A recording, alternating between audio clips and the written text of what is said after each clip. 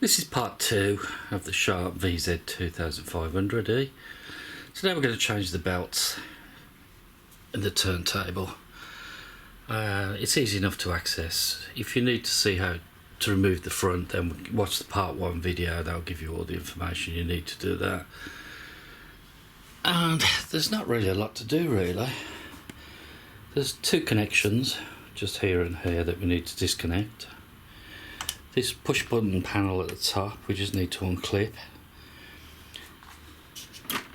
and to gain access to the actual complete unit you need to open the front carriage, and just inside here there are 2 screws. We need to remove those, which will then allow this plastic cover to come away, giving us access to the rubber mounted screws. There's 2, there's one on this side, there's one on the left and one on the right. I can't see the one on the right at the moment, but it is there. It gives you access to those. Once we remove those, we should then just be able to lift the whole unit out. Right, if we start by removing, well, we've opened the front tray, and if we now remove these screws, there's the one screw there.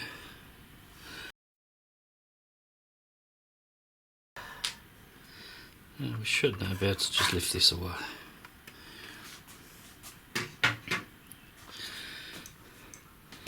And as you can see now, that's one of the mounting screws. The other mounting screw is just over here. We just need to take those off, disconnect these, and remove this from this clip at the top. Alright, to remove these 2 wires, just a small little screwdriver, lift the clip up there, and it should then pull off. And the same with this one, if you just lift there very gently, it should pull off. So we've got that off. Those are out the way now. Put those away safely.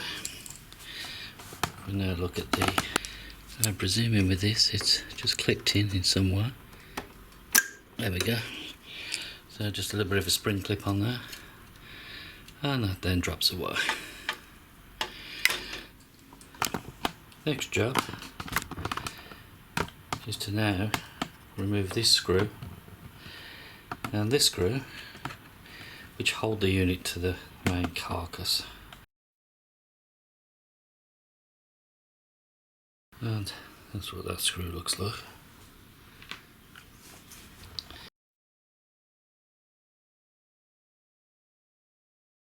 The rubbers feel a bit hard. Okay, we can see the whole unit's moving. So let's take that out. Right, I think we're going to drop this on its back. So I've dropped the unit onto its back.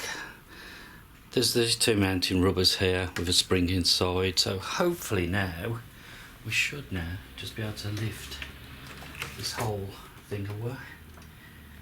And yes, that lifts away, no problem whatsoever. So we put that to one side, and we can have a quick look in here before we do any more. The main power supply board, with its reversible fibres, webs, everything. I'll have a look at some of the caps in there, changing those. Everything else looks okay really, to be honest.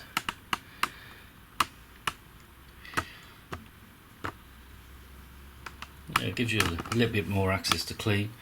So yeah, that'll be the next job as well, to have a look at that power supply board. We've lifted the turntable out and its mechanisms, and we've got 2 belts to replace. We've got this belt here, which is this part number here. I managed to get an original part for that, and the main turntable belt, which is just a generic copy. My turntable belt is actually functional. It does look okay, but I don't know when it was changed, so I'm going to change it out anyway. And effectively we're going to have to sort of lift this centre brace bar off so we can gain access to get the belt across the centre spindle. These, I believe, are your 33 and 45 adjustments. There's nothing else really that we can look at. I mean, we've got the switch console, we could probably check some of the dry, whether there's any dry joints on that or not, but really there's nothing else to do on there. And the main motor.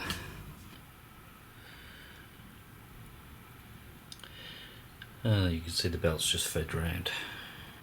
This is the approximate measurement to the new belts.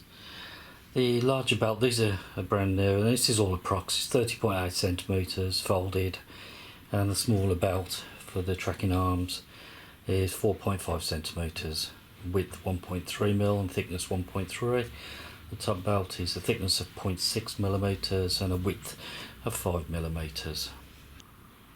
To gain access to the belts, you need to remove these two bottom two screws.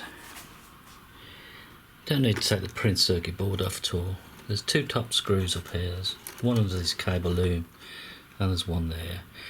And the last screw is the motor screw there. There's just one screw there. And what I strongly suggest you do as well is pop the unit open and drop something inside it while you're doing this. It takes the tension off the platter.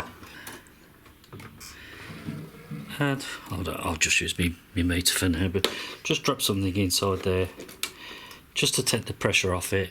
Then you'll find that this will lift away once we've removed those screws. Let's remove those screws.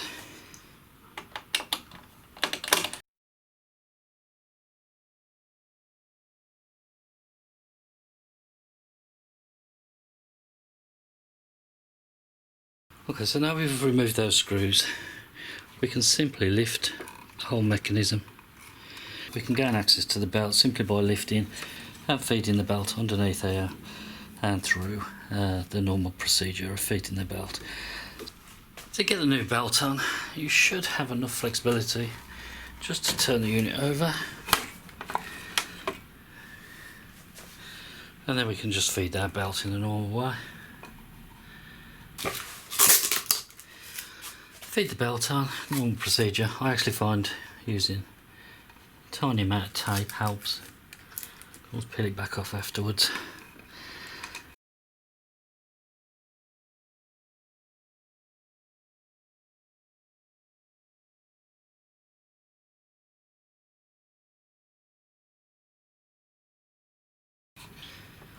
And then it's just a question of popping it over the motor section. Okay, so we've got that on there. I'll just take the tape back off.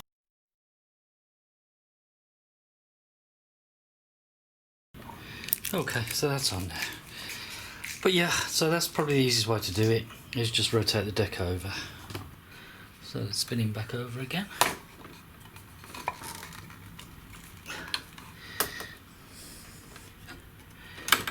Spin back in. And drop the screws back in.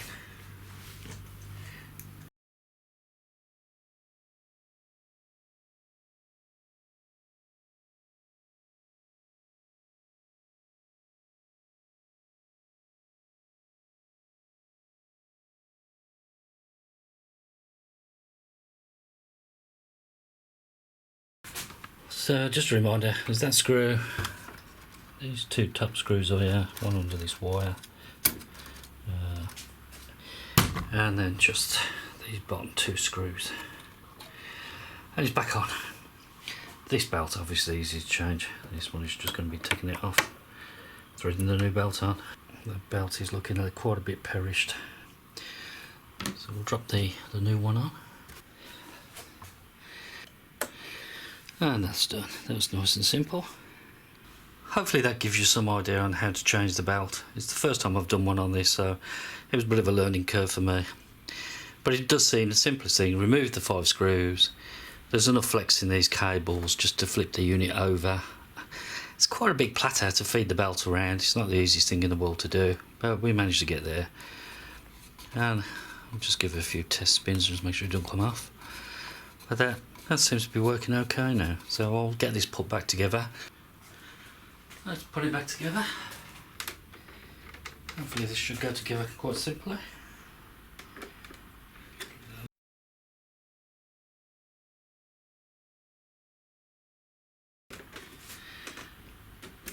That seems to be located in okay. Just re-open this door. Pull this forward very gently.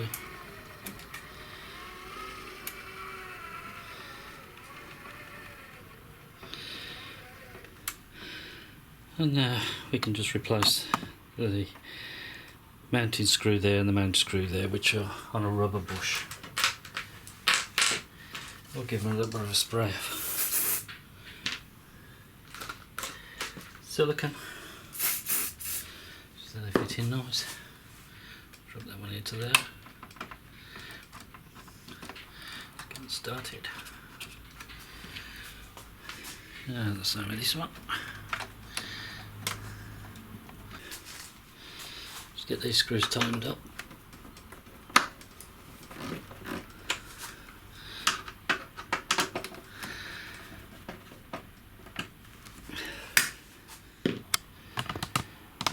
See if we don't put these back on, nothing's going to work.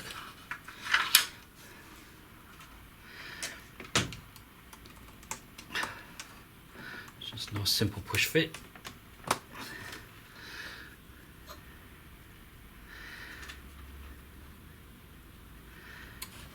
And they're all locating lugs so you can see how they locate. Last job to do is to put the switch contacts back in, make sure there's no wires trapped anywhere, and it's just a nice simple push fit this. I presume these wires have got to be fed behind the back there.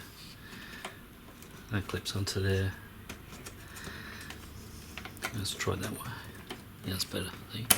There we go. That's nice and simple that way. Make sure those wires are all tucked out the way. Only thing left to do is to put this piece back on.